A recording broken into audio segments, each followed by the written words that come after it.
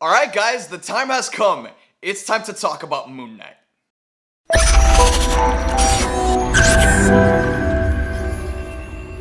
So I got the chance to watch the first 4 episodes of Moon Knight, and 2 nights ago I went to the world premiere where they played the first 2 episodes on the big screen with a live audience, and it was such a great experience. But today's video, we're going to talk about the first 4 episodes, and I'm going to be giving 0 spoilers whatsoever. I'm just going to be giving my thoughts, and I guess setting your expectations before we head into the first 2 episodes that premiere on Disney Plus next week. Without further ado, guys, make sure to subscribe and hit that bell notification on my channel to get notified for future videos. Now, let's talk about Moon Knight. So most of you guys have known that Moon Knight has been my most anticipated Marvel Disney Plus series ever since it was announced. You know, I was in the concert hall at D23 when Kevin Feige walked out on that stage and ended the Marvel presentation by announcing Moon Knight, Miss Marvel, and She-Hulk. And when that Moon Knight logo came on the screen, I just haven't been able to stop thinking about that moment ever since it happened. And now the time has finally come, and I got the chance to watch the first 4 episodes of Moon Knight, which is pretty crazy because this series is only 6 episodes, and Disney usually doesn't send out that many episodes for a show, so this is the most they've ever sent out. And after watching the first 4 episodes, I can say that the show is good. Now, I'm not going to say it's the greatest thing of all time, because we've been on a great streak of getting movies like Shang-Chi, The Suicide Squad, Spider-Man No Way Home, The Batman, Peacemaker, which have been some of the greatest pieces of comic book media that we've ever gotten. So I don't think Moon Knight is the greatest thing of all time. I have my issues with it, and I'm going to talk about that in a sec. But to set your expectations, the show is good. And I'm going to tell you right now, guys, this is Oscar Isaac's show from beginning to end. He gives probably the most complex performance we've ever seen in the MCU.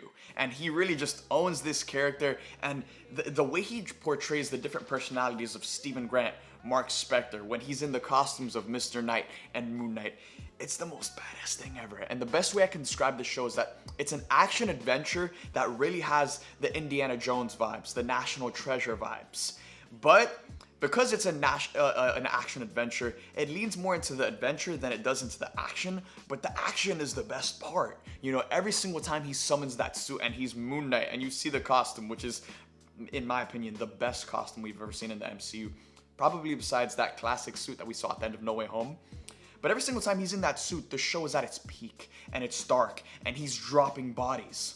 Another thing that I absolutely love about this show is that it breaks the cycle of us waiting for a bigger character to show up. And that's kind of been a trend with the Marvel Disney Plus shows. With WandaVision, we were waiting for a Luke Skywalker cameo. With The Falcon and the Winter Soldier, there are a lot of people theorizing, oh, since the final battle takes place in New York, what if we see Spider-Man? With Hawkeye, it was Kingpin. With Loki, it was Kang. So there's been this trend with the Marvel Disney Plus shows where we're all just like waiting for a bigger character to show up at some point. But with Moon Knight, it feels so disconnected from the greater MCU. And to be honest, after experiencing Oscar Isaac and his gloriousness, you don't want to see anyone else. I don't care about seeing any other MCU character besides Oscar Isaac as Moon Knight. Now, some of the things that stood out to me is that this show really leans into the supernatural in a way that the MCU has never done before. Like, after watching Moon Knight, I can see vampires, werewolves existing in the MCU, and we know that's coming. You know, Marvel has a Werewolf by Night Halloween special debuting this Halloween. We have Blade, Mahershala Ali, who's on the horizon and is getting his own solo movie. So it looks like Marvel is slowly assembling the Midnight Suns, which I cannot wait to see. And Moon Knight kind of sets the tone of where they're going to be heading with that franchise. Ethan Hawke is also incredible as the villain. He just has such a presence, and when we heard that Ethan Hawke was signed on to be the villain of the series, a lot of our jaws dropped because Ethan Hawke, this like prestigious legendary actor, is coming to be a villain of a Marvel Disney Plus series, and he has that presence every single time he's on screen. He's not a physically, you know, active character. Ethan Hawke's character doesn't fight other characters, but he's just so menacing and villainous with the way he carries himself. Now, when it comes to criticisms, there's only 2 that really come to mind. One of them is that, again, this show is an action adventure that leans more into the adventure than it does into the action. After watching the first 4 episodes, you know, I'm not going to spoil anything, but there's only 2, I would say 2 major action sequences of Moon Knight in his costume. And for me, I would have liked to have seen more action because again, when he's in that costume, the show is at its peak and he's dropping bodies and it's everything you wanted to see when this Moon Knight show was first announced. Now, I'm sure there's going to be a lot of action in episodes 5 and 6. We know that. But after watching the first 4 episodes, I wish I got to see more of Moon Knight in the suit in action. And the only other criticism that I have is that the show could be a lot darker than what it actually is. After rewatching, episodes 1 and 2 with a live audience in theaters, it was clear to me that the show was way more comedic than I thought it was when I first watched it. And there was just a lot of laughing moments where like everyone in the audience and everyone in the theater was laughing at specific moments, certain jokes. And the show is a lot more comedic than it is dark. But again, we all kind of expected that because this is a Marvel property and they're following the formula that has made them so successful. And that's another thing a lot of us really wanted to see with the show is how dark is Marvel willing to go? Because Moon Knight is one of Marvel's darkest characters. So obviously the show, in order for the character to be done justice, they have to go a little bit darker than they're used to. And they do. There is dark moments, but it's not as dark as I'd like it to be. And I feel like we all kind of expected that, despite most of us holding on to like a sliver of hope that this show would be something similar to Daredevil or maybe The Punisher.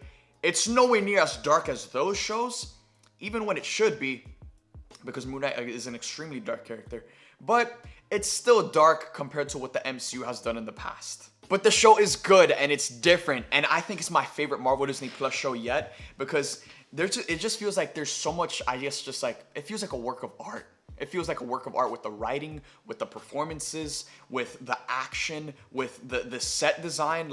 This show really travels places. 1 second we're in London, the next we're in Egypt, the next we're in another spot. This show really, I guess, with the MCU, we're so accustomed to everything taking place in New York City, but this show, it explores the world, and I really like that. And I want to prep you guys, because episode 4, I'm ready to say this, episode 4 of Moon Knight has the most jaw-dropping ending since the Evan Peters ending in WandaVision episode 5, I think it was, where we saw Evan Peters at the end, and the entire internet exploded. Episode 4 of Moon Knight has the most jaw-dropping ending to a Marvel episode since that Evan Peters episode. I just cannot stop thinking about it. This is a show that after watching the ending of episode 4, we don't know what to expect moving forward. I don't even know what I expect from episodes 5 and 6. This show can really go in 100 different directions. And again, Moon Knight is this show really addresses the mental health aspect of Moon Knight. And he's a very unpredictable character. 1 second he's Mark Spector, the next he's Stephen Grant, and the show is just an ongoing battle of these different personalities and them learning how to work together to, I guess, complete this objective. So episode 4's ending is absolutely insane. I cannot wait for the watch parties, and I cannot wait for you guys to experience this show, especially episode 4, because I would say episode 3 and 4 are probably my favorites from the show. But from beginning to end, I could not take my eyes off the screen. Oscar Isaac is incredible, and I can't wait to see him on the big screen interacting with other MCU characters. And hopefully one day we get to see the Midnight Suns all come together, and it's gonna be glorious. With that being said, let me know in the comment section down below, what are you most excited to see with Moon Knight that premieres on Disney Plus next Wednesday?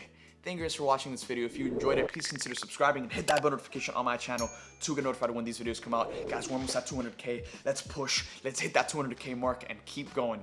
Thank you guys for watching this video. I love you guys so much, and I'll see you guys next time.